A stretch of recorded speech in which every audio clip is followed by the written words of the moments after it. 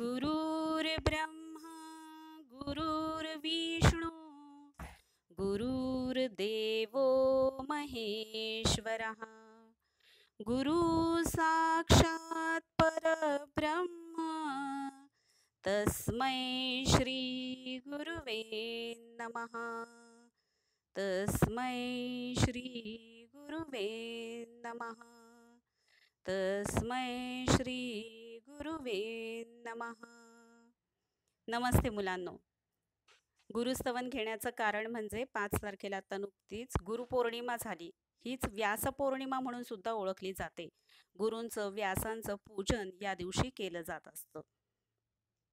आज आपण पाहणार आहोत संत तुकाराम यांची संतवाणी पहिली जी आहे भेटी लागी जीवा.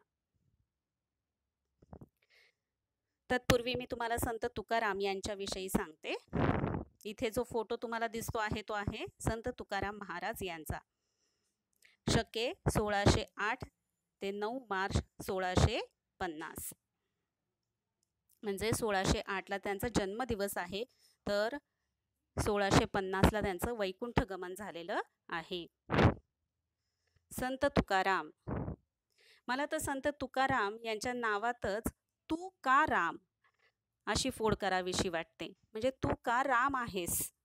आणि खरंच त्याचं उत्तर त्यांच्या सगळ्या लेखनामधून मिळतं की ते रामाच्या पदाला अगदी पोहोचलेले आहे, किंवा रामकृष्ण हरी हा जो मंत्र जपायला सांगितलेला आहे तो अगदी खरा आहे, सार्थ आहे, हे त्यांच्या नावावरूनच लक्षात येतं. त्यांचं पूर्ण नाव तुकाराम बोल्लोबा आंबिले मोरे असं सुद्धा त्यांनी नाव लावलेलं आहे काही ठिकाणी, तर काही ठिकाणी आंबिले असं नाव आहे. यांच्या वडिलांचं नाव आहे बोल्लोबा, तर आईचं नाव आहे कनकाई. बोल्लोबा हे सावकारकी करत होते, किराणा मालाचं दुकान त्यांचं होतं. आणि देहूमध्ये संत तुकाराम यांचा जन्म झालेला आहे. त्यांची जी पहिली पत्नी होती तिला मात्र दमा झालेला असल्या कारणाने त्यांच्या आईनं त्यांचा दुसरा विवाह करण्याचं ठरविलं. अर्थात संत तुकाराम यांचं आपल्या पहिल्या पत्नीवरती प्रचंड प्रेम होतं, त्यांना काही दुसरा विवाह करायचा नव्हता, पण तरीसुद्धा आईच्या इच्छेखातर त्यांनी दुसरा विवाह केला. त्या दुसऱ्या पत्नीचं नाव होतं जिजाई, जिला संत तुकाराम लाडानं आवली असं म्हणत असत. दुसरा विवाह झाल्यानंतर मात्र त्यांची पहिली जी पत्नी होती ती दम्याच्या आजारानं गेली. ती गेल्यानंतर तिचा जो मुलगा होता तो सुद्धा गेला. त्याच्यानंतर त्यांचे आईवडील वारले. त्याच्यानंतर त्यांचे जे मोठे भाऊ होते सावजी नावाचे, तर ते देव कुठे आहे याच्या शोधासाठी म्हणून घर सोडून बाहेर पडले. तर त्यांची मोठी वहिनी ही सुद्धा वारली. एवढे सगळ्या अडचणी, एवढे सगळे प्रसंग जेव्हा त्यांच्यावरती गुजरले, जेव्हा त्यांच्या आयुष्यात आले, तेव्हा मात्र संत तुकारामांना नैराश्य आलं. निराश झाले ते की आता आयुष्यामध्ये काय राहिलेलं आहे. इतक्या सगळ्या लोकांचा मृत्यू पाहिल्यानंतर अतिशय निराशा अवस्थेमध्ये त्यांनी आपलं घर सोडलं आणि जिथे वाट सापडेल तिथे ते जाऊ लागले आणि परमेश्वराचं चिंतन करू लागले. आणि काय सांगावं, आनंदाचे डोही आनंद तरंग. परमेश्वराची प्राप्ती त्यांना झाली. आता इथे म्हटलेलं आहे भेटी लागी जीवा, म्हणजे त्यांच्या जीवाला, त्यांच्या मनाला, त्यांच्या प्राणाला भेटीची आस लागलेली आहे. भेटी लागी, लागी म्हणजे साठी, भेटीसाठी त्यांचा जीव प्राण आतुर झालेला आहे. कोणाच्या भेटीसाठी? तर पंढरपूरचा जो पांडुरंग आहे त्या पांडुरंगाच्या भेटीसाठी. पण इथे मात्र संत तुकारामांना आनंदाचे डोही आनंद तरंग जेव्हा ते म्हणतात त्यावेळेस त्यांना प्रत्यक्ष परमेश्वराची अनुभूती आलेली आहे. पण प्रत्यक्ष परमेश्वराचं दर्शन आता आपल्याला व्हावं असं त्यांना वाटतं आहे, आणि म्हणून त्यांनी भेटी लागी जीवा हा अभंग रचलेला दिसून येतो. आणि त्याच्यानंतर मग जेव्हा संत तुकाराम आपल्या घरी परततात, त्यांची पत्नी आणि त्यांचे धाकटे भाऊ असतात कान्होजी, ते त्यांचा शोध घेतात, ते त्यांना घरी घेऊन येतात. आणि याच्यानंतर मग मात्र संत तुकारामांनी शतकोटी करीन तुझे अभंग अशी शपथ वाहिलेली आहे. आणि त्याप्रमाणे अभंग गाथा जर त्यांची पाहिली तर एक एक अभंग इतके मोलाचे आहेत, इतके मोठे संदेश देऊन जाणारे आहेत की आज तागायत त्याचं महत्त्व कमी झालेलं नाही आणि पुढे सुद्धा त्याचं महत्त्व तितकंच राहणार आहे. संत तुकाराम आणि संत तुकारामांच्या अभंगगाथेचं महत्त्व हे कधीही यत्किंचितही कमी होणार नाही. इतकी मोठी रचना ती आहे. आणि मग याच्यामध्ये जे काही सांगितलेलं आहे ते आपण नंतर प्रस्तावनेमध्ये पाहणारच आहोत. पण त्यांनी ती अभंग गाथेचं रचना केली, शपथ वाहिली, अभंग गाथा वगैरे लिहिली. संत तुकाराम अतिशय दयाळू किंवा अतिशय गोड स्वभावाने सगळ्यांशी वागणारे. मंबाजी भट तुम्हाला माहिती असतील, त्यांच्या शेजारी होते, जे किती त्यांना त्रास द्यायचे पण तरी सुद्धा गोड स्वभावानं नेहमी ते त्यांच्याशी वागायचे. असं असताना सुद्धा जिथे अन्याय आहे, जिथे अत्याचार होतो आहे, जिथे ढोंगीपणा आहे, भोंदूपणा आहे, अशा ठिकाणी मात्र त्यांनी नाठाळांच्या माथी हाणू काठी अशा पद्धतीने त्यांचा परखड समाचार घेतलेला आहे. म्हणजेच काय, तर समाजामध्ये जे काही चुकीचं होत आहे त्याच्या विरुद्ध आवाज सुद्धा त्यांनी आपल्या अभंगांमधून उठवलेला आहे. म्हणजे समाजामध्ये ज्या काही वाईट रूढी, प्रथा, परंपरा आहेत त्याविषयी आपण बोलणारच आहोत. तर ह्याच्यामध्ये हे कार्य करत असताना संत तुकारामांवरती अनेक लोकांनी म्हणजे त्यांना त्रास देण्याचा प्रयत्न केला. त्यांची जी अभंग गाथा होती ती नदीच्या डोहामध्ये बुडवली. आणि तरी सुद्धा संत तुकारामांनी तिथे जोपर्यंत आपली अभंग रचना जी केलेली आहे ती पाण्यामध्ये बुडवलेली आहे, ती वरती येत नाही तोपर्यंत तिथं उपाशी तापाशी बसलेले आहेत. आणि नंतर ही अभंग गाथा त्यांची वरती आलेली. इतकं महत्त्व त्या अभंग गाथेचं आहे. त्यातले एक एक अभंग म्हणजे आपण खरंच अभ्यासण्यासारखे आहेत. आणि त्याच्यानंतर मग मात्र संत तुकारामांचं म्हणजे देण्याची वृत्ती त्यांच्यामध्ये इतकी होती की त्यांची पत्नी स्नानाला गेलेली असताना एकच लुगडं तिच्याकडे होतं. ते तिनं दोरीवर वाळू घातलेलं होतं आणि ते लुगडं आता आंघोळ करून ती नेसणार असते. पण ते लुगडं सुद्धा एक स्त्री जेव्हा भिक्षा मागण्यासाठी येते दारात, तर तेव्हा साडी मागते, तर ती साडी सुद्धा हे संत तुकाराम तिला देऊन टाकतात. त्याच्यानंतर अशा आणखी बऱ्याच कथा आहेत की जेव्हा मुलांना खाण्यासाठी काही नसतं तेव्हा संत तुकाराम जातात आणि आपल्या शेतामध्ये एखाद्याच्या काम करून, मळ्यामध्ये काम करून काही ऊस घेऊन येत असतात. तर त्यावेळेस मात्र गावातली सगळी मुलं त्यांच्या मागे लागतात, मला ऊस, मला ऊस म्हणून. ते सगळ्यांना ऊस वाटत वाटत येतात. असं प्रत्येक ठिकाणी देण्याची वृत्ती त्यांची दिसून येते. त्याच्यानंतर तहान, भूक सगळं काही हरपून त्यांनी पांडुरंगाची भक्ती, विठ्ठलाची भक्ती केलेली आहे. त्याची आस त्यांना लागलेली आहे, त्यांच्या भेटीची तीव्र इच्छा त्यांना लागलेली आहे. आणि मग त्यांनी आपल्या अभंगांमधून काय काय सांगितलेलं आहे, आता हे आपण त्यांच्या प्रास्ताविक जे दिलेलं आहे त्याच्यामधून पाहणारच आहोत. पण संत तुकारामांचं कार्य काय आहे ते आपण पाहणारच आहोत. पण असे मौल्यवान असे जे संत तुकाराम आहेत त्यांना 1650 साली वैकुंठ गमन झालं. पुष्पक विमानातून ते गेलेले आहेत. अशा या संत तुकारामांविषयी, अशा या महान व्यक्तीविषयीचं कार्य आपण पाहणार आहोत. त्याचप्रमाणे त्यांचं भेटी लागी जीवा हा अभंग अभ्यासणार आहोत. अभंग संतवाणी. संतवाणी संतांची वाणी, संतांचे बोल. आणि अभंग म्हणजे कधीही भंग पावणार नाही अशी कलाकृती म्हणजे अभंग. लक्षात आला अर्थ? संतवाणी म्हणजे संतांची वाणी, संतांचे बोल. आणि अभंग याचा अर्थ आहे अभंग, म्हणजे कधीही भंग पावणार नाही, कधीही नष्ट पावणार नाही, संपणार नाही, त्याचा शेवट नाही, असा जो आहे तो म्हणजे अभंग. आता आपण पाहूयात संत तुकारामांचं भेटी लागी जीवामध्ये दिलेलं प्रास्ताविक.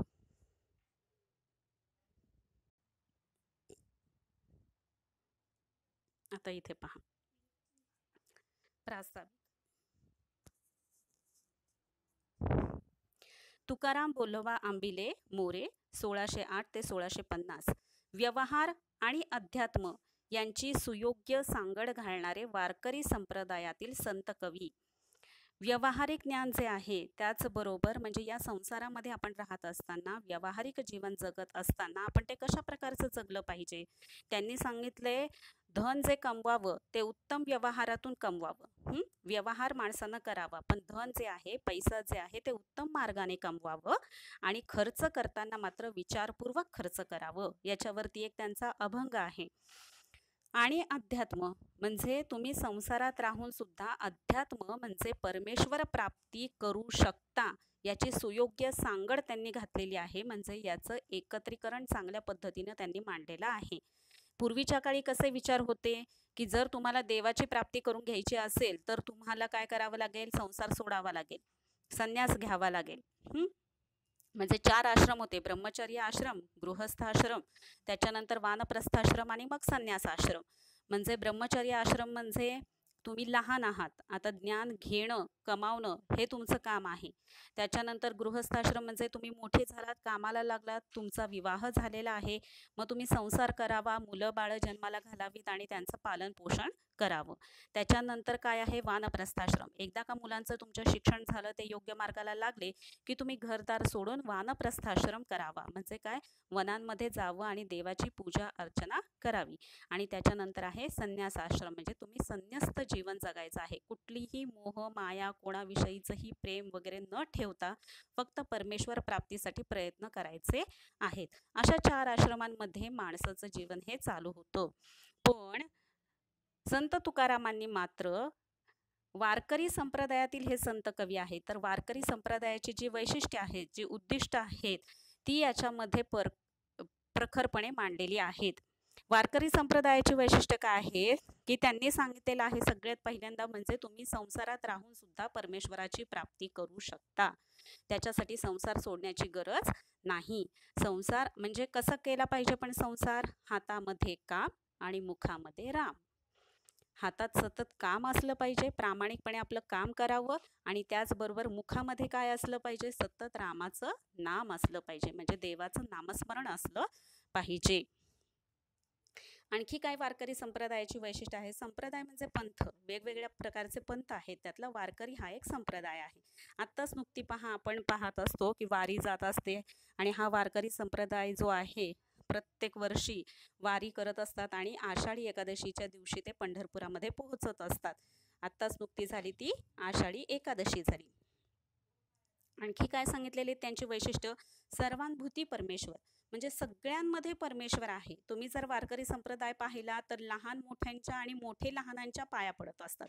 म्हणजे जसं माझ्यामध्ये देव आहे तसा तुझ्यामध्ये देव आहे आणि प्रत्येकाने प्रत्येकाच्या मध्ये असलेल्या परमेश्वराचा आदर मान ठेवला पाहिजे, म्हणून ते प्रत्येकजण एकमेकांचे चरण स्पर्श करत असतात. आणि नामभक्ती सांगितलेली आहे. परमेश्वराची जर भक्ती करायची असेल तर कर्मकांड अपेक्षित नाहीयेत. कर्मकांड म्हणजे काय, तुम्ही एवढं यज्ञयाग करा आणि एवढा पैसा द्या आणि देव कोपला, मग कोंबडं कापा आणि बकरं कापा, ह्या सगळ्यांची गरज नाही. तर फक्त देवाचं अगदी मनापासून तुम्ही नाम घ्या, तेवढंच पुरेसं आहे. परमेश्वर प्राप्तीसाठी नामभक्ती सांगितलेली आहे, म्हणजे देवाचं नामस्मरण करणं गरजेचं आहे. त्याच्यानंतर त्याच्यामध्ये विठ्ठल विठ्ठल हा शब्द जे वारकरी म्हणत असतात, विठ्ठलामध्ये 2 महाप्राण आहेत, पाठ ठ, आणि या शब्दाचा उच्चार केल्यामुळे हृदयाचा विकास होत असतो आपल्या. तर कोणत्याही ज्या काही धार्मिक गोष्टी आपल्या भगवद्गीतेमध्ये सांगितलेल्या आहेत त्या काही विनाकारण नाहीयेत, तर त्याच्या मागे कारण आहे. जसं विठ्ठल हा शब्द तुमच्या हृदयाच्या विकासासाठी उत्तम आहे आणि त्याच प्रकारे तुम्ही भक्ती सुद्धा करत आहात. म्हणजे याच्यामध्ये अशा प्रकारचं औचित्य साधलेलं आहे की तुम्ही एका प्रकारे भक्ती सुद्धा करत आहात आणि दुसऱ्या प्रकारे तुमच्या शरीरातील हृदयाचा विकास सुद्धा करत आहात. तर अशी 800-900 सालांपासून चालू असलेली ही वारी परंपरा, हा वारकरी संप्रदाय काय आहे ते संत तुकारामांच्या अभंगांमधून आपल्याला कळतो. म्हणून सुयोग्य सांगड घालणारे वारकरी संप्रदायातील हे संत कवी आहेत. पुढे पहा, दांभिकता, दैववाद, अहंकारी वृत्ती, दुराचार इत्यादींचा परखड समाचार त्यांनी आपल्या अभंगांमधून घेतलेला आहे.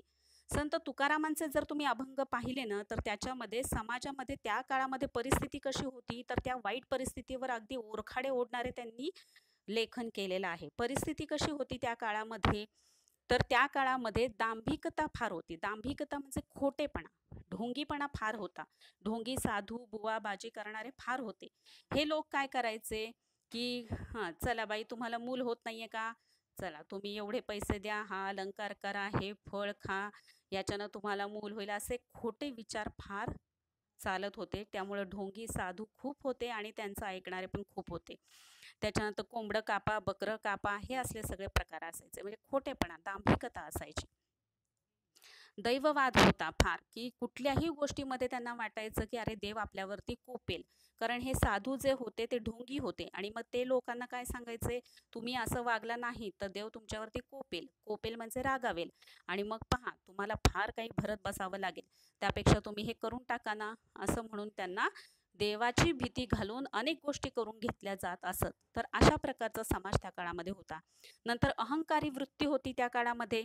ज्यांचे अगदी वेद पाठ होते सगळे, ते लोक स्वतःला अहंकारी समजायचे आणि मी म्हणजे कोण, तर माझं सगळ्यांनी ऐकलं पाहिजे. आणि मग ते धर्माच्या नावाखाली दुराचरण चालायचं. दुराचार म्हणजे काय, तर दुराचार म्हणजे काय, आचरण हे कसं असायचं, वाईट असायचं लोकांचं. म्हणजे स्वतः साधू आहेत असं म्हणायचं, पण यांचंच आचरण वाईट असायचं. आणि मग यांच्या अधिकाराखाली हे लोकांना लूटमार करत असत लोकांची थोडक्यात. मग हे लुटायचे लोकांना आणि हे लोकांना काही कळत नसायचं.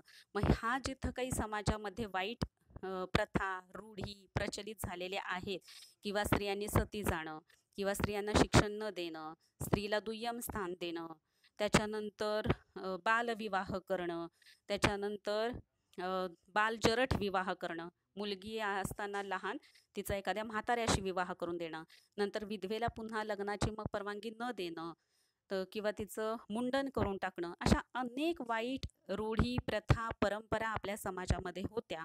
आणि त्याच्यावरती मग अनेकांनी काम केलेलं आहे. तर हे जे काही खोटेपणा चाललेला आहे, हे सगळं मोडून काढण्यासाठी संत तुकारामांनी त्याच्यावरती परखड समाचार त्यांनी घेतला आहे. म्हणजे काय, तर स्पष्टपणे त्यांनी आपल्या अभंगांमधून मांडलेलं आहे, नाठाळांच्या माथी हाणू काठी. म्हणजे देवाचं नाव घेऊन जर तुम्ही लोकांना फसवत असाल, खोटेपणा करत असाल, तर अशा मूर्खांच्या डोक्यामध्ये आम्ही काठी मारू. अशा प्रकारे त्यांनी स्पष्ट भाषा वापरलेली आहे. आपल्या अभंगांमधून घेतलेला आहे. प्रेम, नैतिकता, करुणा व सर्वानुभूती ईश्वर या मूल्यांना प्रमाणभूत मानून आपल्या प्रापंचिक जीवनाचा आदर्श ते अभंगातून मांडतात. प्रेम, लव्ह, नैतिकता म्हणजे काय, नीतिमत्ता म्हणजे जीवन जगण्याविषयीची जी मूल्य आहेत त्याला म्हणायचं नैतिकता, नीतिमत्ता. करुणा, दया आणि सर्वानुभूती ईश्वर म्हणजे सगळ्यांच्या ठायी ईश्वर आहे, प्रत्येकामध्ये परमेश्वर आहे. या मूल्यांना प्रमाणभूत मानून म्हणजे हीच मूल्य त्यांनी खरी मानून आपल्या प्रापंचिक जीवनाचा, प्रापंचिक जीवन म्हणजे काय, संसार करत आहोत त्या संसारिक जीवनाचा आदर्श त्यांनी अभंगांमधून मांडलेला आहे. म्हणजे तुमचा संसार सुखी व्हावा, प्रपंच सुखी व्हावा, ते जीवन जर तुम्हाला सुधारायचं असेल तर त्याच्यासाठी प्रेम असलं पाहिजे, नैतिकता असली पाहिजे, करुणा असली पाहिजे आणि सर्वानुभूती ईश्वर असला पाहिजे. त्यामुळे प्रत्येकाला आदरानं वागणूक दिली पाहिजे, प्रत्येकावरती प्रेम केलं पाहिजे, प्रत्येकाशी नैतिकतेनं वागलं पाहिजे आणि सगळ्यांविषयी मनामध्ये करुणा असली पाहिजे, म्हणजे दयेचा भाव असला पाहिजे. हे सगळं त्यांनी आपल्या अभंगांमधून मांडलेलं आहे. म्हणजे एका बाजूला समाजामध्ये जे वाईट चाललेलं आहे त्याच्याविषयी त्यांनी अगदी परखड समाचार घेतला. म्हणजे अशा भाषेत स्पष्टपणे त्यांनी मांडलेलं आहे की लोकांनी त्यांना घाबरून जावं. आणि दुसरीकडे मात्र त्यांनी प्रेम, नैतिकता, करुणा, दया सगळ्यांमध्ये ईश्वर भरलेला आहे, ही मूल्य सुद्धा जपलेली आहेत. प्रस्तुत अभंगातून संत तुकारामांनी आपल्या मनातील विठ्ठलाच्या भेटीची ओढ समर्पक दृष्टांतातून व्यक्त केली आहे. मी मगाशीच तुम्हाला म्हणाले की आनंदाचे डोही आनंद तरंग म्हणतायत संत तुकाराम महाराज. त्यांना अनुभूती येते, प्रत्येक वेळेस त्यांना जाणवतंय की आपल्या बरोबर आपला पांडुरंग आहे, विठ्ठल आहे, पण त्याचं अजूनही प्रत्यक्ष असं दर्शन त्यांना घडलेलं नाही. म्हणून इथं भेटी लागी जीवा म्हणजे भेटीसाठी माझा जीव आतुर झालाय, माझा प्राण आतुर झालेला आहे. तर ही जी ओढ आहे ती प्रत्यक्ष भेटीची लागलेली आहे. आणि हे समर्पक म्हणजे योग्य दृष्टांतातून, दृष्टांत म्हणजे दाखला, उदाहरण, कोणतीही गोष्ट पटवून देण्यासाठी एखादा दृष्टांत दिला जातो, दाखला दिला जातो किंवा उदाहरण दिलं जातं. तर अनेक दृष्टांतातून त्यांनी पांडुरंगाच्या भेटीची ओढ, तीव्र आस लागलेली आहे, हे त्यांनी योग्य उदाहरणांमधून दाखवून दिलेलं आहे. आता आपण प्रत्यक्ष संतवाणीतून ही त्यांना कोणत्या ध्यासाची उत्कट इच्छा लागलेली आहे ती आपण पाहणार आहोत.